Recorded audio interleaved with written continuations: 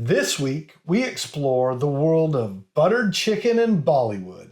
Yeah, we're going to India, where we take a rickshaw from distillery to distillery. And hopped on that packed train.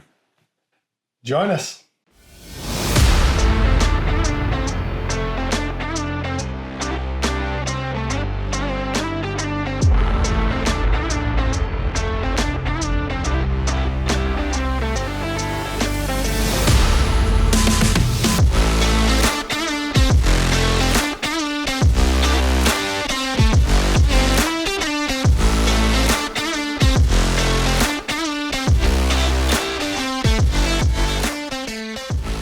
Welcome back, everyone. Thank you so much for joining us this evening as we continue our adventure, Whiskies of the World. And this is trip number 7.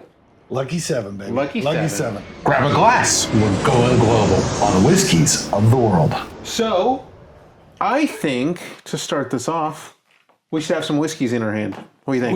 We should. But as I pour, tell them where we are this week, Gavin. We are in India.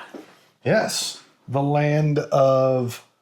We had this conversation. We were thinking about doing a draft tonight. Yeah. For our favorite Indian food, and realized that Gavin and I's exposure to Indian food goes about 6 dishes deep, and that's all the more we know. So, if you're out there and want to give us recommendations, we'd love to try something new. Let us know. All right. We're in Houston, so also maybe put in the comments any fun Indian restaurants. Yeah, I'd love to go. Yeah. I'd love to go. We'll have like a Noble Dram meetup. Ooh.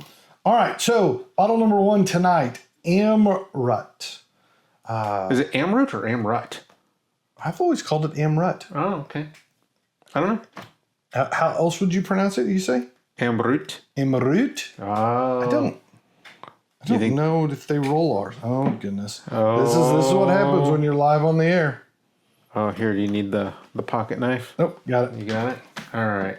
My trusty pen. Now let's see if the pen works when we're done. Probably not. So yes, once again, we find ourselves with brand new bottles. So we pop them on air. Ooh. Oh, that one was solid. That one was excellent. That was a good one. All right, so let's talk a little bit about this bottle specifically before we delve into Indian whiskey in general. It's a lovely looking bottle. It is. So That's what to say. If we're going to talk about that bottle. So this one clocks in at... I gotta turn the right page. Oh, I can smell it already. Yeah. This clocks in at 46% ABV. Wow. Comes in at an MSRP of $55. 55. Very reasonable price. Yeah, that's very reasonable. Fun little nuggets about this bottle, and then we'll kind of jump back to some other stuff. This one specifically made with 100% malted barley, but not just malted barley. It is India-grown malted barley. So although the distillery is in or just outside the city of Bangalore, India, which for those who aren't real versed in Indian geography, down in the peninsula, right? India comes to a point down the bottom. This is kind of down in the middle of that. Not near the coast, up in the mountains, about 3,000 feet. Okay. But still very tropical climate, foresty area. But the barley itself was grown in the foothills of the Himalayas, so much further north, which makes sense. I don't think barley grows real well in a very temperate and warm climate. It needs a little bit of that cooler environment. So this one is designed specifically to kind of capture that essence of Indian terroir, if you will. All right.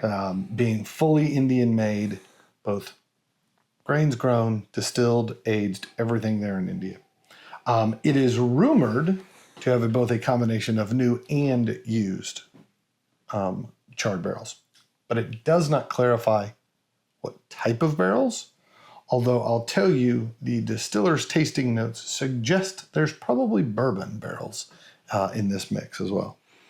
Does it say like American oak barrels? It does not. It They doesn't. actually Okay. make no reference on any of their stuff as to what it's aged in other than oak aged. But in doing some of my internet sleuthing, I stumbled into people that made claims that this was a combination of new fill barrels and refill barrels. Okay. But no one ever actually clarifies exactly what kinds of barrels. So I know what you're going to do. You're going to ask me to give you the history and market research that I did on India because it's kind of become my shtick, if you will. I want to run this kind of slightly backwards.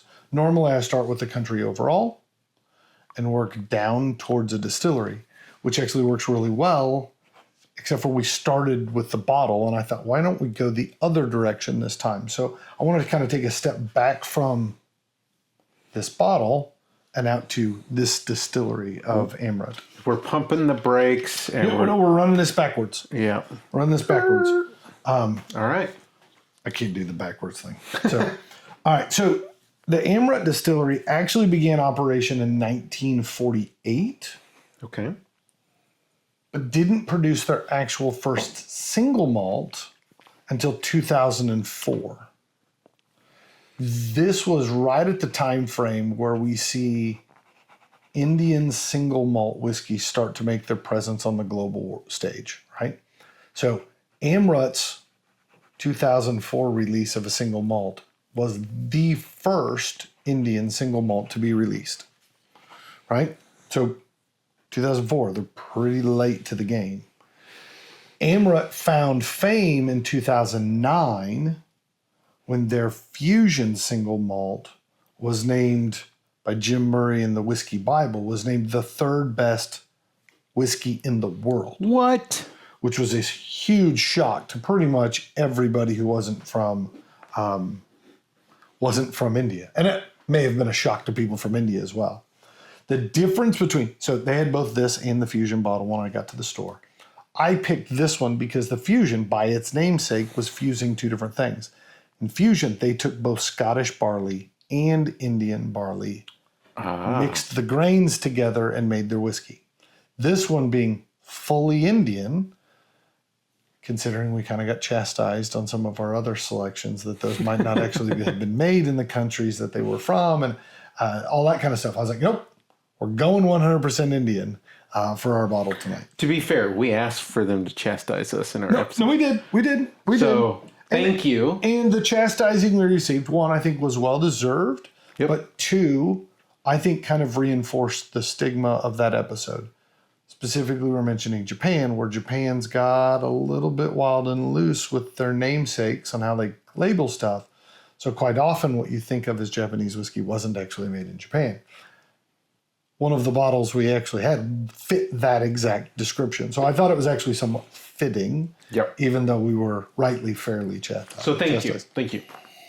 So these guys, like I said, located down in the southern part of India, which actually, we'll talk a little bit here in a minute about when Indian whiskey consumptions. More whiskey is consumed in the southern parts of India than in the northern parts of India. So this makes sense that this is where the distillery is. Amrut now only makes single malts, and they make a whole variety of them, both peated and unpeated. And then in going back to the meanings behind things, the name Amrut comes from the Sanskrit word, which means nectars of the god. Ooh. Or nectar of the gods. Should put the plurals in the right places. So, more recent accolades, these guys were named Distillery of the Year at the Tokyo Whiskey and Spirits competition in 2024. So, not just kind of a flash in the pan. Like, they've been producing consistent quality whiskeys for some time. Now, I want to take a step back again and let's take a look a little bit about whiskey in India, where it ranks in the world and in a much larger stage. Okay. So we've talked a lot about per capita consumption of alcohols, and whiskey specifically, over the last several weeks. Where India bucks this trend is their per capita isn't the highest, but they got a lot of people, right? They are an absolute huge market when it comes to whiskey. So it represents not only the largest volume market, so volume of whiskey sold, also for the last several years has been the largest percentage of growth of any market. So not only is it a huge market, it's growing faster than any other market on the globe. And so what that means is everybody wants to be a part of this, right? So kind of what you're saying is India is kind of like a sleeping giant. Could be. Like I think with kind of what you're talking about, most people think of heavy hitters in the consumption world being like Scotland, Japan, US. France was the surprise one for me, right? Right. But you're saying India has a large market. France consumes way more per person in France. French are heavier drinkers than India. But in India, they just got a lot more people, right? They can kind of flood the market from a volume standpoint. So, to give you an idea why they're the largest market, in 2025, India consumed 280 million cases of whiskey. So again, a case is 12 750 liter or 750 milliliter bottles. So 9 liters in a case, 280 million cases, right? We're talking 2 billion liters of whiskey. By comparison, that same year, the United States produced 50 million cases. All of the bourbon we think of, all of it was 50. They consumed more than 5 times that much in India alone. Holy smokes, man. If you run out the math, in 2025, nearly half of the bottles produced globally were drank in India. I mean, staggering kinds of numbers, right? It helps when you have population that is billion-esque kind of population. Right. So also in that realm, 8 of the top 10 largest selling brands in the world are Indian distilleries. I went to our local big box liquor store because, one, finding Indian liquors in small mom and pop shops is a lot harder than you would think. Tried that several times and I finally said, all right, I'm going to the big box. Got to the big box. Aisles of bourbon, aisles of scotch. Pun intended on that one. There were 3 bottles. Oh, I got it. I got it. 3 bottles of Indian whiskey on the shelves. That's it, 3. After walking past hundreds of bottles of scotch, hundreds of bottles of bourbon, you get to the largest producers in the world, and there are 3 bottles. 2 from the same distillery, no less, right? So really kind of drives home how small the India world appears to everyone else. But in India, it's huge. Part of that is because almost everything India consumes is made in India. It's actually a really small import market. They estimated somewhere between 3 and 5% of the whiskey consumed in India came from Scotland. All of that whiskey consumed and only 3% may have come from Scotland. It's a staggering number. Almost all of that is driven by this massive tariffs to import goods into India. Makes sense. As of right now, Scotch has 150% tariff to be imported in. The United States, which just went through a bunch of tariff wars, got it the bourbon reduced to 100% because it also was 150.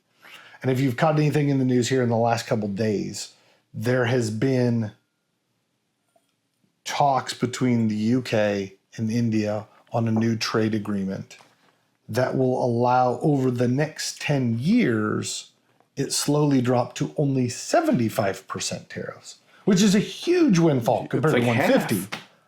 But that's still an asinine number. We talk about what a crushing blow it is to have a 25% tariff on scotches and bourbons back and forth between here and England. They're talking 6 times that kind of tariff numbers, which is not surprising why almost everything is made domestically. So here's where it gets kind of fuzzy. Like so many other new whiskey markets, definitions are a bit hazy and certainly not set in stone.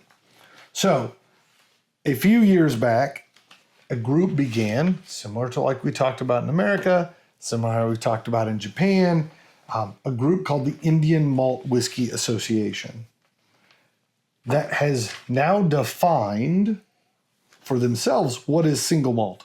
I say define for themselves because there's no legal definition from a government standpoint. But what they've come back and said is if you're part of our group and you want to label a single malt, you must follow these rules. That makes sense. I'll be honest, they sound a lot like Scotch, right?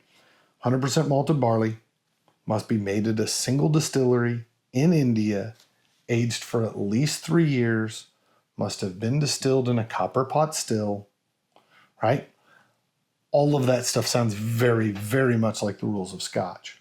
Now, a difference kind of borrows some terminology from the guys in Japan, which was terminology that was ultimately shut down in Scotland, but the reference to pure malt, or what they refer to as 100% malted whiskey. That just means it's a blend of single malt whiskeys from more than one distillery. Mm-hmm. So the term we would use in Scotland would be blended malts. Here they refer to that as pure malt.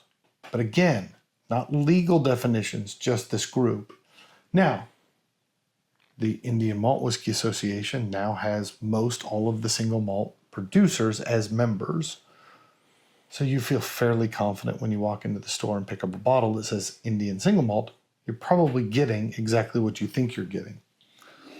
Now, as I delved, I actually got to go in and look at all of their regulations and bylaws, and I stumbled into an odd little nugget that I was unaware of, and that sent me down a deep rabbit hole. All right, so I'm going to start with, Gavin, explain to everybody the difference between ABV and proof. ABV, or so ABV is essentially your alcohol per volume. Like we talked about this being 46% Right. ABV. That means in this bottle, 54% is not alcohol. Yes. 46% of that Yes. bottle by volume By volume. is alcohol. And then your proof is essentially double that number. So this is where it gets interesting. In the United States, the term proof was double ABV. That's where that standard came from for the US. However, the British system used to have a term called proof that isn't the same proof that we think of in the United States. Oh, really? So in the British standard, when they said 100 proof, and I don't know where they came up with this, but what it said is the whiskey has 12/13ths the specific gravity of water, right? So specific gravity is the density of a liquid. So what they're saying is it's 100 proof. It is proof when it weighs 12/13ths of what that same volume of water would be. But that standard was set long before we had all of quite the level of exact chemistry and science that we now have. That actually comes out at 57.15% ABV, which means in India, if you catch reference to proof, it is not double the ABV because they use the British standard. It's actually, I ran this math, 1.75131 times the ABV. That is... 2 is much easier math. I like the American system better. Oh my gosh, that is some mathing going on there. One last weird nugget twist that I ran into. I kept finding references to a large percentage of the volume of whiskey production in India being molasses-based. Ah, yes. So again, that ran me down a rabbit hole. Like, wait a second, whiskey is grain-based, not sugar-based. Mm-hmm. I know what molasses and sugar-based whiskeys or liquors are. Those are called rums. So there's no actual definition of whiskey in India either. And so almost universally, labeling has said any brown liquor that has been aged in a barrel, they just slap the word whiskey on the side.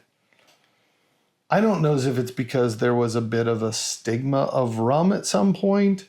It was considered lesser and you were more sophisticated if you drank whiskey. But a large share of this 280 million cases of whiskey produced and consumed in India, it's actually rum. Really? They don't call it rum because they don't have the term rum in India. They call it all whiskey. So, if you find yourself in India, like we were. yes, and you find yourself in the back of a rickshaw and a guy says, would you like to try some of my whiskey? Just be aware. It might come out sugary and sweeter than you think it's going to because there may be no grain at all in your whiskey in India. So, wow. And thus concludes today's lesson. Class dismissed. Oh, all right. Well, let's get to drinking now. I did a lot of talking. You did a lot of talking. And although I do enjoy talking, I also enjoy drinking whiskey. So let me catch up. So, because they prefer the more colonial or English version of proof, right? Mm-hmm. Do you think that has ties because of the colonial rule? It certainly seems like the most likely scenario is that when India was colonized and potentially rum and whiskeys were brought to India under British colonial rule, that they would have used British standards. Absolutely makes sense. I find it interesting that it wasn't until we got to India that I caught reference to a British standard that isn't used at all in Scotch production.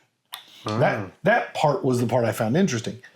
You will find every so often, because the United States is a different bottle size than most all the other global markets, every so often to be different. You will find a Scotch that actually says proof on the bottle. But to date, I don't recall ever finding one that wasn't 2 times the ABV. Right? Like, I'm a simpleton, I get it. But 2 times, I'm pretty good at that math, right? I can do that. So when we label the bottles in the video, I'm going to have to make sure not to put proof because now I got to, like, is it UK proof? Is it the British standard, the BS proof? BS. That sounds wrong, right? I don't know. Well, I guess we'll have to figure that out in short order. Between now and editing day, I've got to figure this out. Short order here. All right. So while you get a little bit of time to sniff, sip, and savor.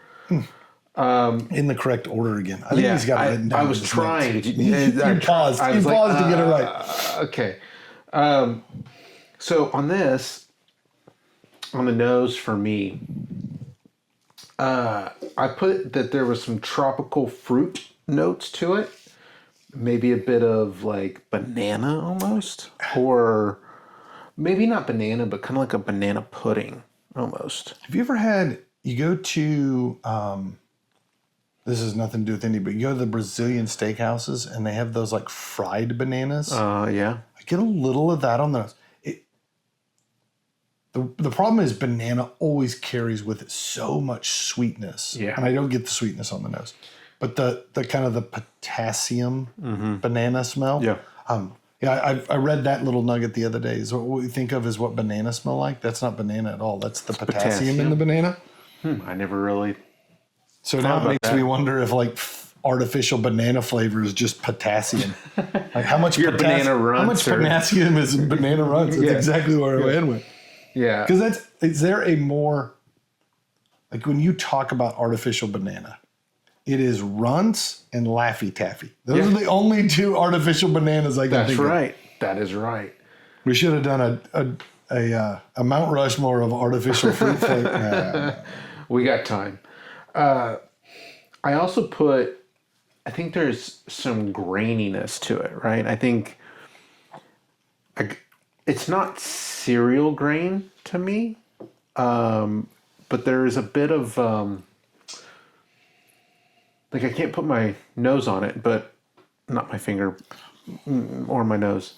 But you just put your finger in it. Ooh, that's a good idea. No. Keep your fingers out of the glass. And then I think there's a little bit of a butter note. So I get the tropical fruit without the sweetness. I don't know as if I would say grain, right? Like there is a charred note to it on the nose. Okay. And what I can't tell is it kind of that burnt sugar? I'd say almost. The problem is, again, I'm going to say something that sounds very, very sweet, and it's not sweet. But like the burnt marshmallow, just the burnt part, not the, like, you had it on the stick, and your kid lit it on fire, and he pulls it out, and it just smells like burnt sugar. Like, there's no sweetness to it yet. Not until you peel it open, then you're like, oh, now I can smell real sugar again. But I get a bit of that burnt sugar to it. Maybe a burnt banana. Maybe that's where I got that fried banana thing came to mind. Yeah. You said butter. I think oily. Okay. Is that butter? Is it not? Again, maybe that's the grease we fried the banana in, right? Yeah. So what we're saying is it just smells like a roasted banana on a stick. Maybe Which actually sounds pretty good now that I say that out loud. coated in a little butter and then it is a relatively soft nose, though. I like we've described aromas that should be fairly potent, and I don't know as if that's how I feel about it. Now the distiller's notes made reference to licorice, but I don't know as if I get licorice to that at all. Normally, I think of licorice as a little darker. like maybe black licorice a little bit. Now that you I'm said assuming when they say licorice, they mean black licorice and not Twizzlers. Twizzlers or what is it? Cherry nibs. Yeah. Oh, I love the nibs, man. That's a movie theater snack to me. Yeah, it is. Yeah. I don't ever eat those any other place. I used to eat them all the time in college. I was like, I'm at my studio desk and I get it. I can't argue with that. yeah. Okay. All right, so does it remain that way on the palate for you though? I think on the palate, we hit a little bit more of a perfumey note. And then I think there's a spiciness to it, which I was not expecting on this one. But I think that there's a floral, perfumey note that I get. I'll say the first few sips, which weren't lengthy, right? You just take a sip, kind of get what you get. And that last one kind of swirling around. I get more sugary notes to it. Again, this is not bourbon-y sweet. This is not a sherried scotch, right? Like this is that sweet grain kind of notes, just that kind of soft honey-esque. Yeah. I've mentioned this before. We grew up that there was honeysuckle on the fence out behind. Like it reminds me a smidge of that. I think there's an oakiness to this, but not in a bad way. Like I get more of that vanilla oakiness, but not not cookies vanilla, right? Like not like mom's bacon treats at the house, but more of that. You had bacon treats at the house? Oh, that sounds delicious. Bacon and oh, never mind. Candied bacon. I lived in a country where everyone took, or part of the country where everyone took shop class in high school. Like, it was just like all the guys were in shop class. And if you were really hell-bent on it, you also took small engine repair and any other thing that was offered in the shop building. And inevitably, all of us freshman year made like an oak shelf to hang on the wall. And everyone was running oak through the saws. This on the palate reminds me of that room full of oak sawdust. Like, I get that. Not, sometimes we talk about over oaked and that real drying tannic stuff. Not that, but that real soft, sweet oak note to the palate to me. One of my favorite things about what we do is the memory sensory that we get out of all of this, right? Like, completely. Like the things that nosing whiskey and tasting whiskey and starting to describe it, like, it brings back memories that I otherwise probably wouldn't have remembered or thought about that day. But it's just like, bam. It's always amazing to me how you can go through almost the exact same experience as other people and come away with completely different memories on how that transpired, and how some things stick with you and something different sticks with somebody else. We had an episode the other day where we made reference to butter rum lifesavers, and I said something about grandma having them in her purse. And my mother watched the episode and then immediately called and she said, I had completely forgotten about grandma carrying butter rums in her purse. She's like, that was so cool to hear that story. And I was like, how could you forget about the butter rums? They were one of my favorite things about going to grandma.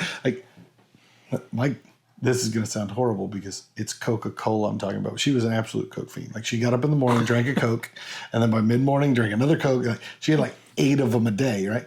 And if you say like she was a Coke addict, it sounds different. And that's not what I'm saying. Grandma was a Coke addict. Like butter rums and Coca-Cola. Like, those are the two things that just jump out to me about grandma. And like, it's always amazing to me. We'll sit around and taste stuff, and like, how often I pick up honeysuckle. And I know it's because we had the bushes behind the house, right?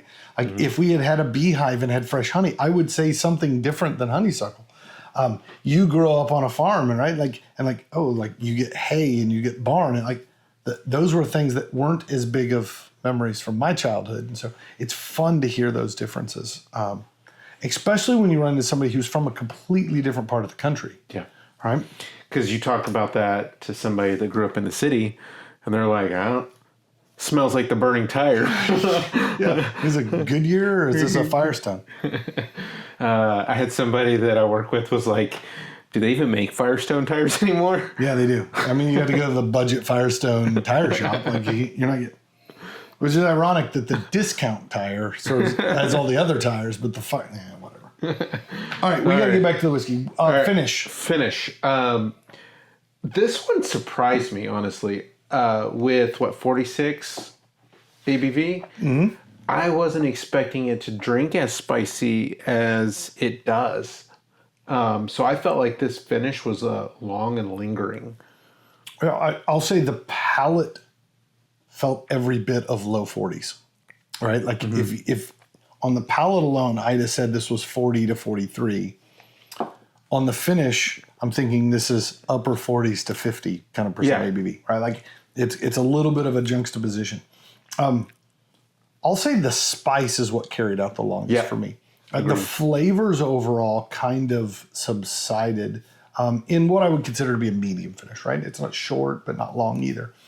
But man, the tongue tingles and that peppery spice carried well past everything else. But again, the finish to me has got that oaky sawdust, that sweet vanilla oak kind of thing, which ultimately makes me believe that some of these barrels were bourbon, right? Or potentially new. Yeah, agreed. There's no age statement on the bottle, so we don't know how long it's in there. It says single malt whiskey, and by the rules of the India Malt, Single Malt Whiskey Association. Like that tells me 3 years. Right. I'll be honest, with new barrels in a hot climate, it's kind of where we live in Texas, right? I've never seen a Texas whiskey that was this light. This tells me that this is heavy reused barrels and not as many new barrels. But is it a few of them are new barrels and a bunch are reused, and a lot of that color is coming from those new barrels, and a lot of that vanilla sweetness and notes come from there? I'd absolutely believe that. Yeah, I was looking at the bottle just a minute ago because the colors, it's a very honey colored level bottle, I'd say. So we don't talk about the color much on the show, but because you can see it. But here, I'll turn it sideways. You can get a real good look at it. There you go. A little Vanna White there. Try. Now, so the question is, the flavors that we were picking up, the aromas, all of that, is it good? Do you find yourself wanting more? Like, where does this set? Because a lot of times we talk about, like, this is what I get. But when it comes to time to put numbers, which is where we are, right? Yep. Write your number down. Yep. Is this something that you enjoy? Something you wish there was more to? Like, how do you feel about this? Talk about your feelings, Gavin. Let's talk. There's a lot of feelings. I think we need more time. I think I need more whiskey to talk about my feelings. Yeah, fair. So this one's interesting. First pour of the night for us. We didn't have a pre-pour or anything like that. Well, normally when we do a pre-pour, we try to keep consistent with what we're drinking that night. Right. And considering these are the only 2 bottles of Indian whiskey we own, there really wasn't an obvious pre-pour. We came in cold on this one. And both of these are new bottles to us. Yep. So we didn't know what we're getting into. Have no idea what the flavor profiles would be. So we're a little hesitant to put a whiskey in that's going to taint that, because what you just finished has a huge impact on how you now taste this next glass. Yep. I think the order of whiskeys is really, really important when you sit down and have a tasting night. Yeah, I absolutely agree. And what we try to do here is look at the proof or the ABVs per bottle and try to marry and figure out what ultimately comes first. Our goal when we pair these up is we want to start with the lighter and move to the more bold. Sometimes that's ABV. Sometimes that's lighter peat to bigger peat. Right. Sometimes that's sweeter to spicier. Sometimes we're wrong. Sometimes we expect them to be one way, and then when we sit down at this one, I was like, we should have started with the other one. We'll never admit that on air, but it happens, right? That you sit down and you're like, I wish we'd have had this one in a different order. Also, one of the reasons why I like to leave a splash in the glass, so when we get done with the second one, I can go back and hit that first one again and see how it has changed. Agreed. Because sometimes you're like, I didn't think it was very sweet, but now after having the second one, come back to the first one, it's really sweet, right? So, yeah. All right, but that doesn't get you off the hook. Give us a number. So, first, again, I think this was a very interesting bottle. I didn't quite know where I was going to set with the ABV point. I might have to start playing the Jeopardy theme song behind I know. this. Right, Get to a number. Right. You're trying to make this easy before you break up with us. Right. Come on. I'm an 81. You son of a gun. I'm an 81. I'm also an 81. So to me, you talked about not knowing what we were getting into. The truth of the matter is I've had 1 bottle of India whiskey in my past. Not from either of these 2 distilleries, so that may be part of the dynamic. But I'll be honest, it was years ago, but I distinctly remember not liking it. So Okay. there was a lot about tonight that made me nervous because I didn't know, was that an outlier bottle that I'd had before, or was that the norm? I will say this is nothing like the one I didn't like before. I actually enjoy this. The things I remembered not liking about the other one, this one doesn't have. This doesn't taste dirty, right? The other one, I kid you not.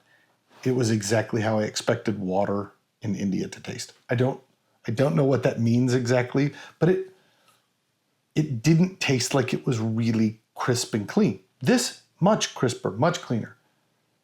This reminds me a bit of a lowland single malt.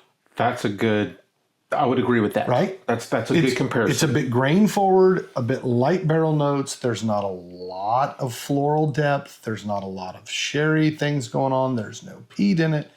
It is that very simple, soft. It's the starter. It's the kiddie into the pool. Right? Maybe that's a good way to describe it too. Is it good enough to be on the shelf? Absolutely. At that price point, I think that's a very reasonable bottle to have. If you have no other Indian whiskeys, I don't think you're going to be upset about having this one. But it's not taken over the top shelf in the collection, right? Yeah. That's kind of where I sit. All right. Loved it? Loved it. All right. So we're trying things different. So before we go to bottle number 2, because it's my favorite part, I mean, literally getting giddy about Gavin pouring me whiskey. We want you to take a moment and hear, just take a peek at a cool little announcement we got. For the last couple weeks, we've been teasing a big announcement coming. That's right, the Noble Dram has a barrel pick. But we don't half-ass anything here. Not just one barrel pick, we got 2.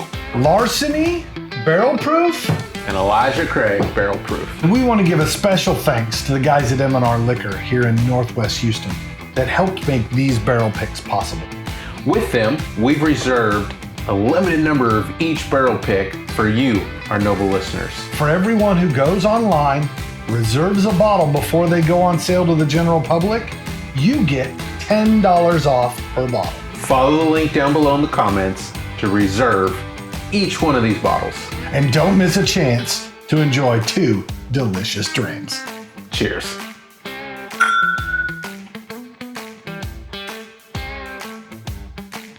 All right. We hope you're as excited as we are about that little nugget. Oh, I'm so excited. More information is to come. But for tonight, for right now, I've promised to leave just a splash of this in the glass so I can try it again later. But Gavin, All right. my favorite part of every night is where you pour whiskey for me. I'm going to pour you some whiskey. Please, please, please. All right. We're going to... Yours presents better than mine. Yeah. I mean, pretty You're box. going to hurt yourself, aren't you? Yeah. It's cut. There we go. We got it. I had confidence in you. How embarrassing is Even that? if it took a while, I knew we'd get there. How embarrassing is that? It can't be that bad. Is it going to take you several minutes to get the foil off the top? Fair. Look at Good that. point. Oh, man, just showing me up. Good point. Showing me up. Oh, man. All right. So this bottle is... Shh. Just pull the cork. That's what she said. It wasn't as squeaky as last time. All right. So we are going to be venturing into the land of Indri. Indri? Indri. Did you look this up or is this your guess? That's my guess. Okay, I didn't look mine up either. It was my guess. No, it's Indri. Another frothy pour. Indri. This is their single malt Indian whiskey. This is the Drew. Indri Drew. Indri Drew. This is cask strength. Yeah, it smells it. So, like we previously mentioned, you know, we start on maybe some of the lighter side of the proof points or the ABVs. Even in color, we've started on the lighter side. Yes. Ooh, yeah. I mean, look at this. This is more honey, a little bit more amber color here. It's almost like a mahogany or walnut. I mean, that's dark. That is dark. So 57.2 ABV. Yeah. We know that we're matured in ex-bourbon barrels. We talked a slight bit about maybe the India climate, so subtropical, which tends to provide some accelerated aging, but we don't know the age statement on this. Okay. So no age statement. It's labeled single malt, so we know Right. at least 3 At years. least But 3 years. beyond that, we don't know. Right. Okay.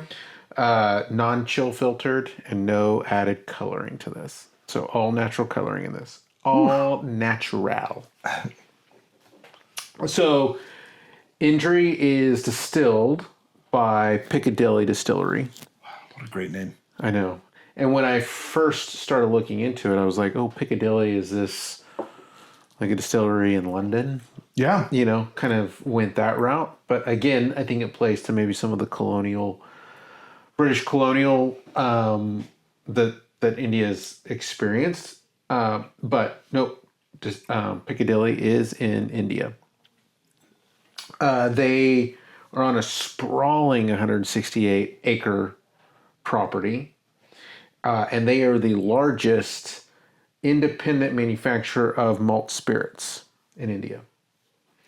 And they have an annual production capacity of 8 to 9 million liters. Okay. So in the grand scheme of India, small, but still a sizable production. Right. Yep. Yep. So their production looks kind of like 14 Scottish style copper pot stills. Come.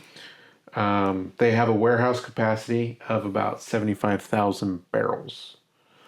So not giant, but thinking about 75,000 barrels in a warehouse, It's more than I got. it's more than I got too. It is absolutely more than I Our got. mini casks. We have two casks I've got between us. 3 liters worth is what Yeah. I currently store. Right. So the fun thing about this distillery, much like when we've talked about some other distilleries, they are very highly focused on sustainability. So they use no fossil fuels in the distillery. They use biomass energy, Really? which I think is very interesting. There are rumors that they have an expansion coming to Scotland. Whoa. So the group that owns this distillery Right. is talking about a distillery in Scotland as well. So it would be the first of its kind for an Indian alcohol beverage company to own. Go out. Out. That's kind of cool. Yeah. So in the future, we may see a little bit more collaboration between the two Interesting. with Piccadilly. And something really fun. This is a product that is imported by our good friends at Impex Beverages. Oh, really? So our good friend Sam Filmus. Shout out to Sam. Yeah. So Is not why we picked it. not why we picked it at I all. shouldn't say that. Gavin picked it. I don't know why Gavin picked it. I don't know why I picked it either. Because it had the cool box. It had the cool box and it said cask strength, and it was something a little bit more different. It's a good thing because sometimes when Gavin and I do this, we know exactly what bottles we're going to pick before we go out, and then sometimes we just head to the store and see what we can find. This one, Gavin sends the picture of the bottle, and I am on the way to the store, and when I get there, that bottle was on the shelf at the store. I finally found was it? Indian whiskey, and so I'm like, "Oh, good thing he sent it, or we'd had 2 bottles of Indri." Because it was the Amrut was the other one that I was eyeing.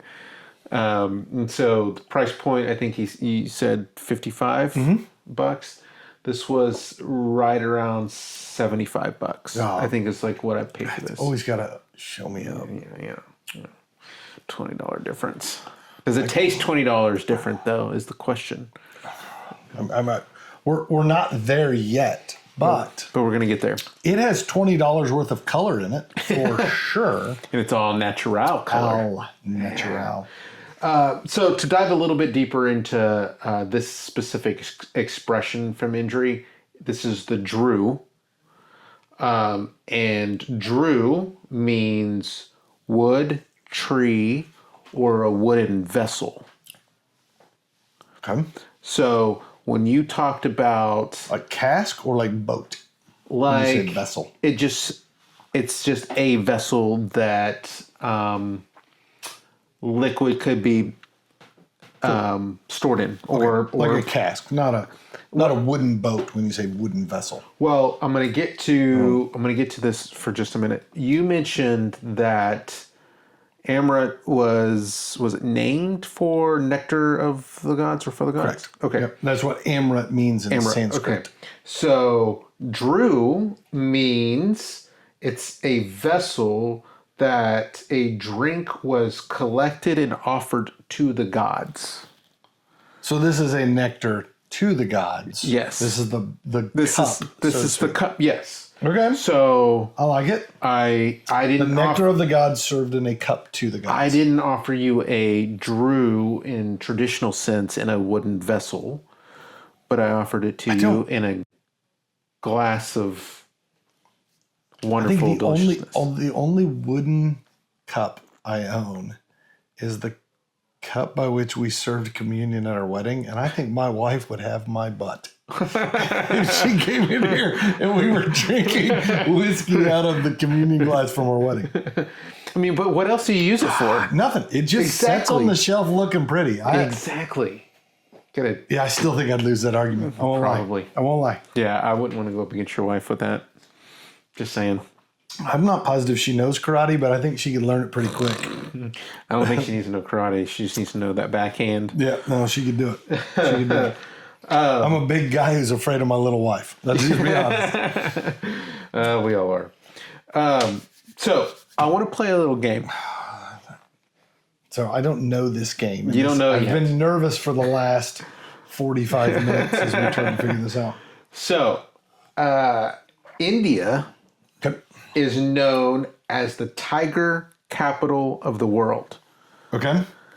And it houses about 75% of the wild tiger population. Yeah, and I think there's a neighborhood just north of here that has all of the cougars. Sorry, I couldn't help myself. And I derailed the show. Yeah. All right, 75% of the world's tiger population lives in India. In India. Okay? So, Or at least vacations there on the holiday. or vacations. I want to know, if you were an animal, Oh, good Lord. what would you be and why? I think there's an obvious answer. Can't be a tiger. I think I absolutely could be a tiger. If I had better hair, I'd say lion. Lion. Yeah, with like a solid mane, but alas, I have no mane. I'm going to make a low mane joke, but it didn't work. No, so I think those who know me could at least understand. So I've managed to lose weight. I've been working at this really hard. So I'm not as big as I used to be, but I used to be about the size of a bear, right? But if you were picking a bear, I don't know as a grizzly or Kodiak or anything, like panda. Like you watch the videos of these guys rolling over and falling off of stuff. Like that feels more my speed. Also know there's a whole series of kung fu movies about a panda bear. My children were too big to have watched Kung Fu Panda, but I know they're out there. They weren't big as a bear. No, none of my children are my size. It's a whole different question. No, I don't know as if I've ever been asked this question before. Yes. So you said lion. Are you sticking with lion? No. So I would love to say lion, but I don't think there's enough about me that aligns with it. All right, we're going to cross that line. In The Wizard of Oz, he's cowardly, and I don't know as if I see myself as cowardly. The notion of a panda bear who sits around and eats all day and is a clumsy goofball. I shouldn't say buffoon. That's not fair. I think feels more fitting for who I am. It just doesn't feel as regal as I want it to be, right? Like lion is the king of the forest, King of the jungle. king of the jungle. Yeah. Neither of which, like lions, don't live in the forest or the jungle. I've never understood that reference. They're the king of the plains. Like that's where they live. I thought you were going to say wildcat, but yeah. Yeah, I mean, let's be honest. If we're truly getting to who I am, somebody's pet golden retriever is probably the more accurate description. So is Panda your final answer? We'll go with Panda. All right. I don't know where we're going with this. This is a three-step game. Oh, good Lord. So I want 2 more answers, no explanation. No explanation. I just have to give animals. Yeah. If you were an animal, that's what you'd be. All right, put down raccoon. Raccoon. Okay. And I'll go silverback gorilla. Silverback gorilla. Yeah, I don't think I have to explain that one. No. I think everybody gets it now. Yep. Okay. Now. Because I used to hang out with Jane Goodall. Oh. That's ridiculous. That's a ridiculous statement. I have a fun. I have a question, or not a question. I have a story about that. Anyways, we have to save all of our gorilla stories for another day. We're running out of time. Now, okay, we're gonna play start, bench, cut. Start, bench, cut. The 3 animals Out of the 3 animals. Panda, raccoon, and silverback gorilla. God, I feel like I have to pick Panda to start because that's what I said was me the first time. But what I'll say is, not as it pertains to me. If I'm just picking 3 animals, I think raccoon's my start. Okay. 1, they're around here, right? Like that helps. They're trash pandas. So you kind of get panda with a raccoon, but on a smaller scale. So I'm with you there. I think if you put them in a face-to-face battle royale, I think the gorilla beats the panda. That is not rooted in knowledge, facts, or anything. It's just purely speculation. So I say gorilla is on the bench, and the panda in his lovable nature doesn't make the cut. All right. Well, I appreciate you hanging in there on this 3-part. That would be the most ridiculous game we've ever played. Yeah. I kept it a secret because I thought. I thought you'd shoot it down. I would have absolutely vetoed. That was nonsense. But kind of fun, right? All right, we got to get back to whiskey. Little fun. Got to get back to whiskey. All right. So, right off the bat, this smells darker than the first one. It does. Like if you blindfolded me and said which one of these is darker than the other, no question, the Indri is much darker. Mm-hmm. I wrote down leather to start with. Okay. And then I crossed it out and I wrote sandalwood because that's the imitation leather that you get in like candles and stuff like that. And tobacco. I get like not the flavored pipe tobacco, but like actual rolled cigar tobacco. Oh, okay. Absolutely get tobacco all over the nose on this one. Now that I've had a few sips and I've gone back, I can pick up things I picked up on the palate, on the nose that I didn't pick up the first time. So I'm going to save that item for the palate because that's where I picked it up first. But what about you? I would agree. I think there's some leathery pipe tobacco notes. I got pipe tobacco on it a little bit. I also think that but not the flavored pipe tobacco. This isn't cherry or vanilla pipe tobacco. This is old man tobacco. This is tobacco that's been sitting in the tin a little long. El Natural. Yeah. A little dry. Yeah, none of the flavored stuff. Yeah. I think that there is a citrus, maybe an orange note. Okay. That I got on it. Yeah, I can see where you're going with that. I don't know if I picked it up myself, but I could see that. And then I think there is a bit of like a chocolate or nutmeggy kind of note. Yeah. Hazelnut? Maybe hazel? Like this, like in that Sister Hazel? It's one of my faves. This is so weird. Normally when you mention a band, it's somebody I've never even heard of. But I actually have owned every Sister Hazel. I was going to say CD. I'll say album. right? For lack of a better way to describe it. No, so I think this has got a nuttiness. I think this has got a little bit of a chocolate nose to this. I think hazelnut spread kind of reminds me of. It's not quite that sweet, right? I say a little more dark. I don't know if there's a dark chocolate hazelnut. I feel like if not, it's just a little bit bitter. Maybe. Somebody should get out there and make that because that sounds delicious. The Noble Dram dark chocolate hazelnut spread. Oh, maybe with a little bit of. I'm looking forward to putting that into ChatGPT and having it create a sticker for us. Don't tell people our secrets.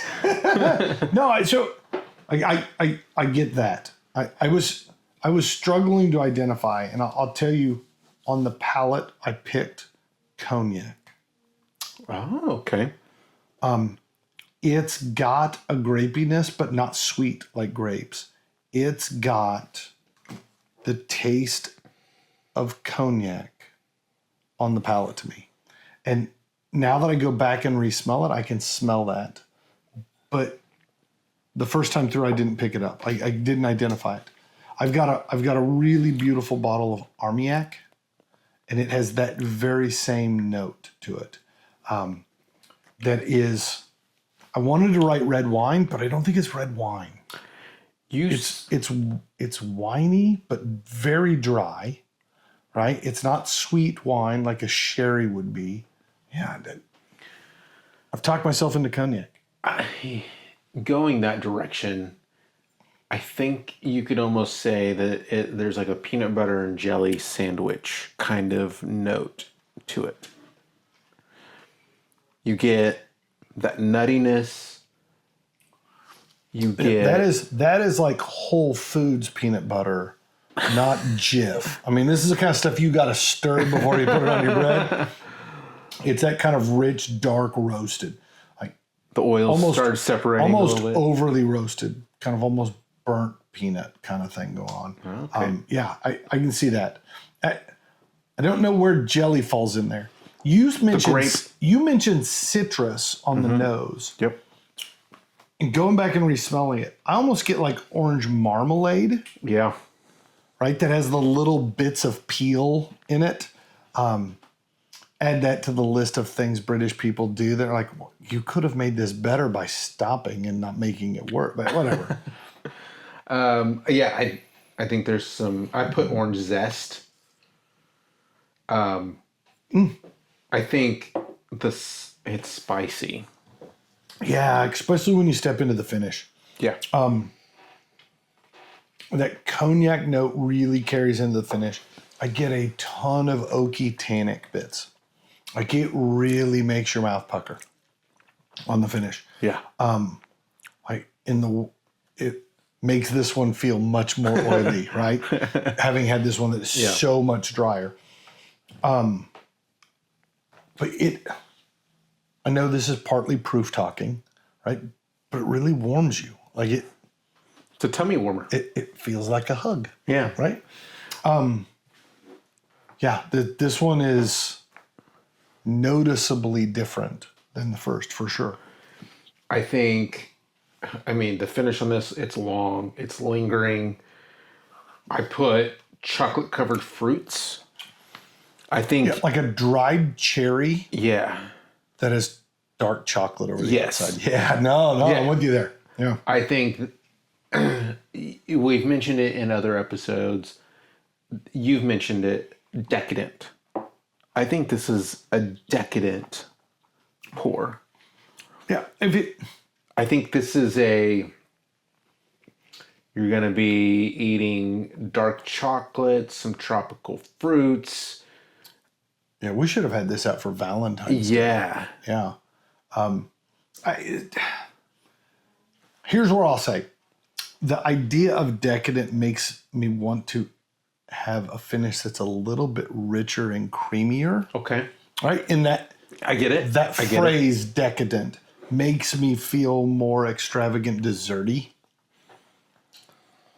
This takes a distinct turn on the finish that is much drier and moves away from the decadent. It still feels very much like cognac on the finish to me. It's got that leatheriness, that tobacco-y notes, that grape, but in a very, very dry way. I'm ready to give this a number. Oh boy. I'm going to say this is a distinct step up from bottle number 1 to me. I'm at 86. I absolutely like this bottle. You raised the question earlier. If this bottle is $20 more expensive, is it worth it? I think that is $20 very well spent. 2 reasons. 1, I think it's better than the first one. But 2, that's a single malt whiskey that I would love to put into a tasting with other worldly whiskeys to say like, hey, this is another twist, a tweak, something different, right? One of the things I enjoy sometimes is when we do tasting is I break the norm. Let's do something that is not typical. There are times and places for typical. This is not typical, and I love everything about it being not typical. I would agree with that. 86. I would agree with everything you just said, except for your 86 number. I 86'd that. You 86'd my 86? Yeah, and I went 92. Oh, man, you did like this. I really enjoy this. I think from the proof standpoint, it sits right where I like it. I think there's a lot of complexity to it. I think getting past the spiciness and starting to get into those specific notes, those flavors, it's perfect. Like this to me is like, it's hard to be perfection, but this is. It's not that hard. I do it all the time. Oh yeah. Well, I know somebody to ask. It is so bold, robust of flavors. Going back and trying the Amrut now, it tastes sweet and creamy. I mean, it really tastes sweet and creamy. It almost tastes like a weeded bourbon, right? Now that we've gone to such an polar opposite. It tastes like a weeded bourbon that's been watered down. Like, part of that, I think, is proof. That's proof. That's 100%. When we go from 57 back down to 46, it's a significant drop. Agreed. Right? That's an excellent one. I really chaps my butt when you out bottle pick me. Oh, well, there's always next time. So here's the fun question. Which of these is more indicative of traditional Indian whiskey? That's a great question. I'll be honest, neither of these two remind me anything like the bottle I'd had previous. So I say that because it's actually a call to you guys at home. Have you had Indian whiskeys? Did you think they were lighter, softer, creamier, or bigger, bolder, spicier like the Indri? Let us know which, if you've had these, if you've had others, where do you think these rank? Because these are so polar opposite of each other. I don't know if this is a fair statement to say this is what Indian whiskey tastes like, because these two don't taste anything alike. So let us know in the comments down below. We would love to hear your thoughts. And we get to the end and we always have to pick which one. I think I'm toasting to Indri. All right. Till we see you guys next week for the final Whiskies of the World episode. Cheers. And Slanjava. We want to thank you, our noble listener, for joining us. We believe each whiskey has a story, and so do you. So give us your thoughts by leaving a comment. And if you have a whiskey you'd like to see us share, let us know. You don't want to miss a single episode, so subscribe to our YouTube channel. And make sure to like and follow us on Facebook, Instagram, and TikTok to stay up to date on the Noble Dram. And if you find watching us difficult, you can always listen to each episode on Apple Podcasts and Spotify. As always, be noble and enjoy your dram responsibly.